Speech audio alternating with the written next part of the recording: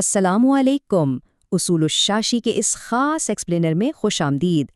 آج ہم جس موضوع پر بات کرنے والے ہیں اس کا بے صبری سے انتظار کیا جا رہا تھا۔ جی ہاں، ہم بات کر رہے ہیں بحث سے رابی یعنی قیاس کی۔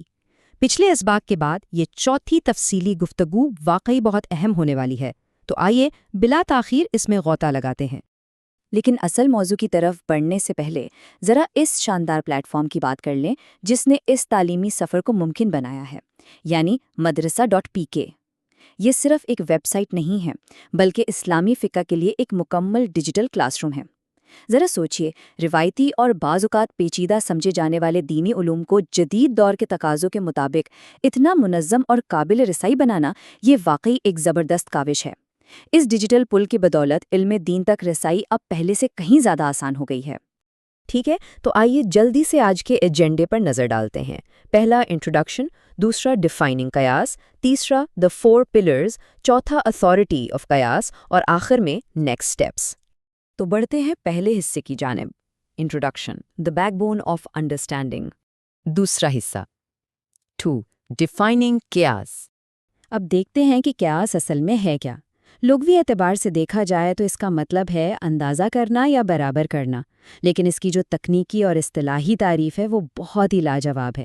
فرض کریں ایک بالکل نیا مسئلہ سامنے آ گیا ہے اور اس پر نصوص یعنی قرآن اور حدیث خاموش ہیں، تو ایسے میں قیاس ایک منطقی پل کا کام کرتا ہے۔ ایک پرانے طے شدہ مسئلے کی بنیاد پر نئے مسئلے کا حکم نکالا جاتا ہے، اور یہ سب کیسے ہوتا ہے؟ ایک مشترکہ وجہ کی بنیاد پر، جسے فقہ کی زبان میں علت کہا جاتا ہے۔ یعنی اگر پرانے اور نئے مسئلے کے پیچھے علت ایک ہے تو حکم بھی وہی ہوگا۔ اس بات کو ایک بہت ہی زبردست اور ٹھوس مثال سے سمجھتے ہیں۔ ایک طرف وہ چیزیں ہیں جن کا حکم قرآن و حدیث میں بالکل واضح ہے، جیسے پرانے دور کی شراب جسے حرام قرار دیا گیا۔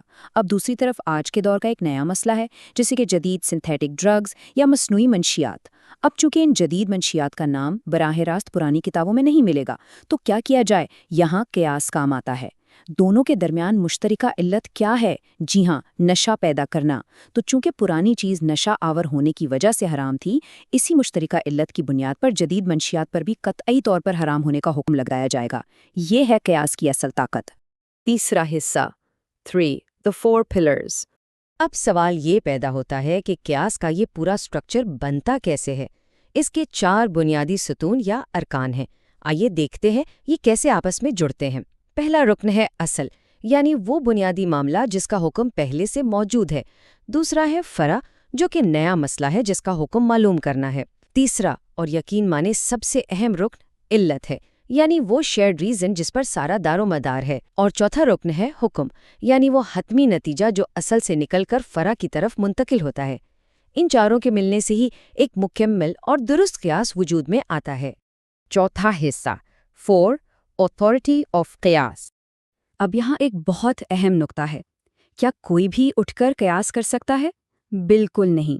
امام شاشی رحمہ اللہ کا یہ قول اس کی بڑی خوبصورت وضاحت کرتا ہے۔ جب قرآن، سنت اور اجماع سے براہ راست حکم نہ ملے تو مجتہد قیاس کا سہارا لیتا ہے۔ اس قول میں ایک خاص علمی گہرائی ہے۔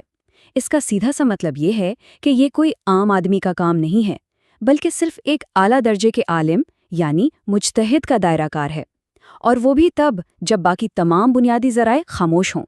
یہ وہ فلٹر ہے جو اس بات کی گارنٹی دیتا ہے کہ دین میں کوئی بے احتیاطی نہ ہو۔ اور یہ طریقہ کار کس قدر شاندار طریقے سے ثابت کرتا ہے کہ شریعت میں کتنی وسعت ہے۔ قیاس کا یہ تصور اس بات کا جیتا جاگتا ثبوت ہے کہ اسلامی قانون کوئی جامد یا رکا ہوا نظام نہیں ہے، بلکہ یہ اتنا متحرک اور ڈائنامک ہے کہ ہر دور کے نئے اور پیچیدہ ترین مسائل کو حل کرنے کی بھرپور صلاحیت رکھتا ہے۔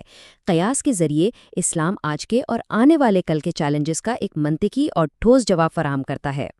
پانچواں اور آخری حصہ 5th Point نیکسٹ سٹیپس۔ تو آج کی اس معلوماتی نشست میں قیاس کا مفہوم، اس کی بہترین مثالیں اور 4 ارکان کو تفصیل سے سمجھا گیا۔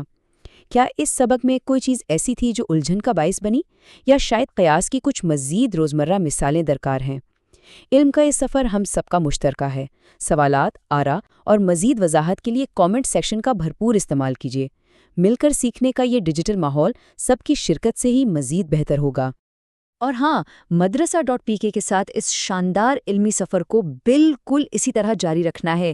اس پلیٹ فارم نے علم کو جس منظم اور بہترین انداز میں پیش کیا ہے وہ واقعی کمال ہے۔ تمام پچھلے اسباق پلے لسٹ میں موجود ہیں، انہیں ساتھی طلبہ کے ساتھ ضرور شیئر کریں اور سبسکرائب کرنا نہ بھولیں تاکہ اگلی نشست جو کہ قیاس کی اقسام اور شرائط پر ہوگی وہ مس نہ ہو جائے۔ جاتے جاتے ذرا اس بات پر غور کیجیے گا کہ ایک ایسا قانونی نظام جس کے اصول صدیوں پہلے طے کر دیے گئے تھے وہ آج کی مصنوعی ذہانت اور ٹیکنالوجی کے دور کے مسائل بھی کتنی آسانی سے حل کر لیتا ہے نا حیرت انگیز بات؟ ملتے ہیں اگلی نشست میں۔ خدا حافظ۔